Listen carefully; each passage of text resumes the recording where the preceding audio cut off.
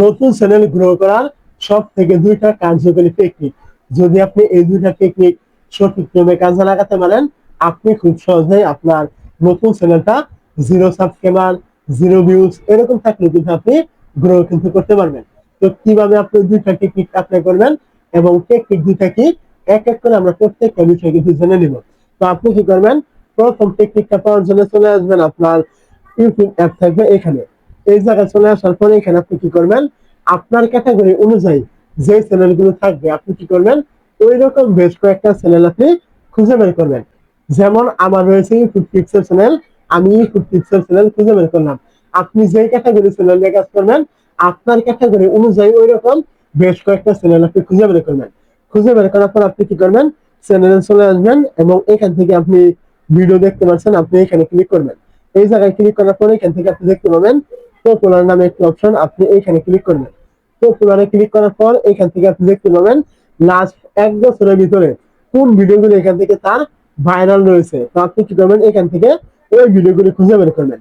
যেমন এখান থেকে এই চ্যানেলে 1 বছরের ভিতরে ভাইরাল রয়েছে একটা, দুইটা, তিনটা, চারটা এরকম বেশ কয়েকটা ভিডিও রয়েছে।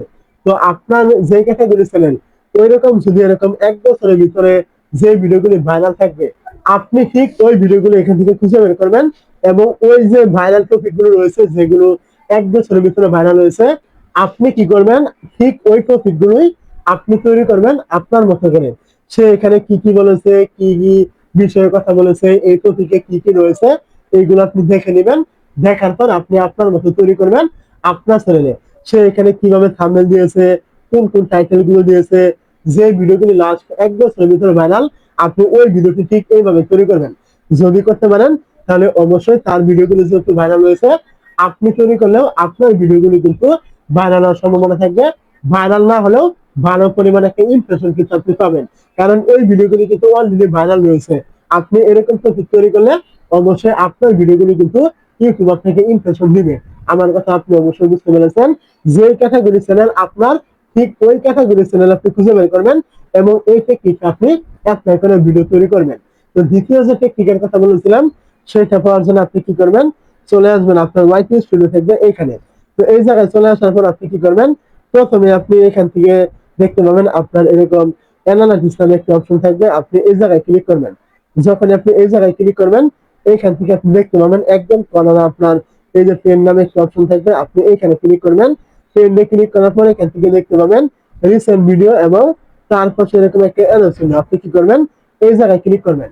যখন আপনি এখান থেকে অ্যারো চিহ্নতে ক্লিক করবেন, এইখান থেকে আপনি দেখতে পাবেন আপনার ক্যাটাগরি অনুযায়ী এখানে যে ভিডিওগুলো রয়েছে, আপনি কি করবেন, ওই ভিডিওগুলো এখান থেকে আপনি তৈরি করার চেষ্টা করবেন। কারণ এই ভিডিওগুলো কিন্তু অলরেডি আপনার ক্যাটাগরি অনুযায়ী ট্রেন্ডিং-এ রয়েছে। যে ভিডিওটা আপনার ক্যাটাগরির সাথে মিলে যাবে, ওই ভিডিওটা আপনি তাদের মতো করে তৈরি করবেন, তাদের মতো করে থাম্বনেল দিবেন, তাদের মতো করে এখান থেকে টাইটেল ব্যবহার করবেন। তাহলে অবশ্যই তাদের ভিডিওগুলো যেহেতু ট্রেন্ডিং-এ রয়েছে, সেহেতু আপনার ক্যাটাগরির সাথে মিলে যাওয়ার কারণে আপনি এই টপিকগুলো তৈরি করলে আপনার ভিডিওটা কিন্তু তাদের মতো কিন্তু ট্রেন্ডিং-এ যাওয়ার সম্ভাবনা থাকবে। আপনাকে ঠিক এইরকম করে কিন্তু কাজ করতে হবে যদি আপনার চ্যানেলটা নতুন হয়ে থাকে।